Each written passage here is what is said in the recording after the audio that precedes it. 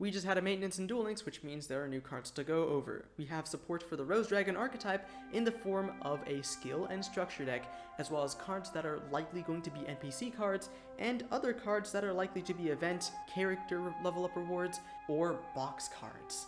First of all, let's go over the elephant in the room, which is Change of Heart and DDD Cursed King Siegfried, a monster steal to the end of the turn, and Spell Trap Negate respectively. These are probably NPC cards, don't get your tits twisted. Next, we have the Rose Dragon support, which is also incredibly important because this could genuinely be a good strategy. We're getting reprints for cards like Black Rose Dragon, which I hope it gets an alt art, it looks sick, as well as cards such as Black and White Rose Dragon, Witch of the Black Rose, and Gigaplant, the best card, it's a Gemini, give it respect.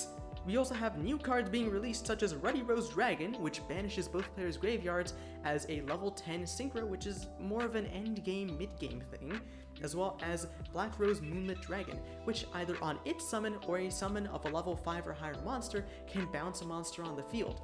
DDDs, Necros, Galaxy Eyes, beware, this is gonna fuck you up.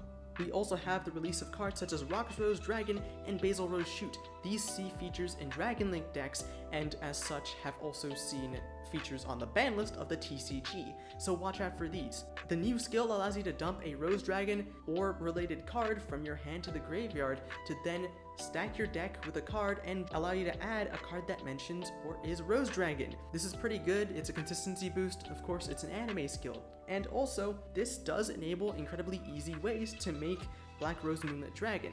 You can stack the card that it adds to the top of your deck, Rose Fairy, and then also normal summon Witch of the Black Rose. Witch of the Black Rose draws one, and then the Rose Fairy, using its own effect, will special summon itself. You have a level 3 non-tuner and a level 4 tuner, you make Black Rose Moonlit Dragon, and that's already a solid interruption. And since Black Rose Moonlit Dragon is a generic, it is usable in decks such as TG, which I'm really looking forward to. That's a deck that I adore. We also have cards such as Xyz's Burst. If your opponent controls a rank 5 or higher monster, you can destroy every single set card they control.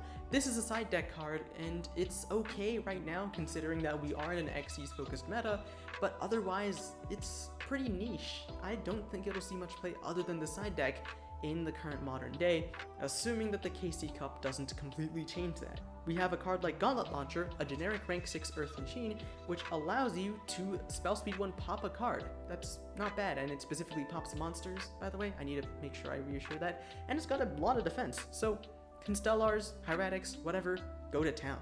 We also have cards such as number 65 Gin Buster. It's basically Photon Bouncer, but it's a rank 2 and needs 2 level 2 dark monsters. It's a card I don't know what can make it, honestly. I don't know what makes it. If anyone knows, please tell me. I'd love to see that deck, and it might be pretty funny. I mean, hey, if it's a negate, that's valued.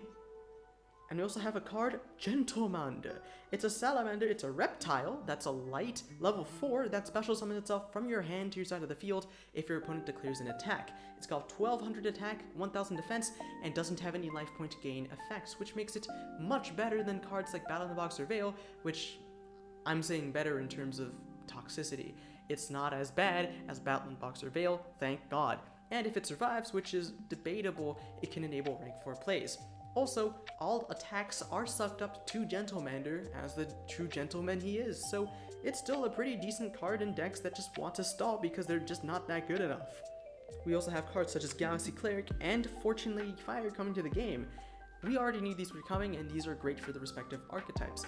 Galaxy Cleric is great because it's like Satellite Knight Sirius, and I don't know what Fortune Lady Fire does. Tell me what it does for the archetype. I don't know how that archetype works, genuinely. But one thing for sure is that Black Rose Moonlit Dragon is hella good. Any synchro deck that can make a level 7 should play it because tons of decks in the current meta are very vulnerable to it.